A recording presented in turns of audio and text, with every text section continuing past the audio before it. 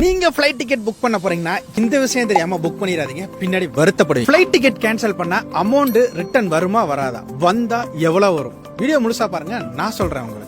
இந்தியாவோட civil aviation authority படி rules என்ன சொல்லுது அப்படின்னு கேட்டீங்கன்னாக்கா, அதாவது நீங்க ஃபிளைட் டிக்கெட் புக் பண்ணி நீங்க டிராவல் பண்ற டைம் 7 days அதுக்கு மேல இருந்துச்சு அப்படின்னா, நீங்க டிக்கெட் புக் பண்ணி வித்தின் 24 ஹவர்ஸ்க்குள்ள நீங்க அந்த ஃபிளைட் டிக்கெட்டை கேன்சல் பண்றீங்க அப்படின்னா, எந்த ஒரு ஃபிளைட் கம்பெனியா இருந்தாலும் உங்களுக்கு உங்களோட அமௌண்ட்டை 100% அவங்க உங்களுக்கு ரீஃபண்ட் பண்ணணும். ஒருவேளை அவங்க ரீஃபண்ட் பண்ண மாட்டேன் அப்படின்னு ஏதாவது சொன்னாங்க அப்படின்னா அதுக்கு வேலையே இல்லை. நீங்க சொல்லுங்க, சிவில் ஏவியேஷன் அத்தாரிட்டி படி வித்தின் 24 ஹவர்ஸ்க்குள்ள நான் டிக்கெட்டை கேன்சல் பண்ணி 7 days வேலிட் இருந்துச்சுன்னா நீங்க எனக்கு 100% ரீஃபண்ட் கொடுக்கணும். ஒருவேளை டிராவல் ஏஜென்சி ஏதாவது ஏஜென்ட் பண்ணி கொடுத்தாங்கனாலும் அவங்க டைம் நீங்க இந்த அமௌண்ட் ரீஃபண்ட் வாங்கலாம். அவங்க சொல்லுவாங்க இந்த சார்ஜ் அந்த சார்ஜ்னு, அதெல்லாம் கிடையவே கிடையாது.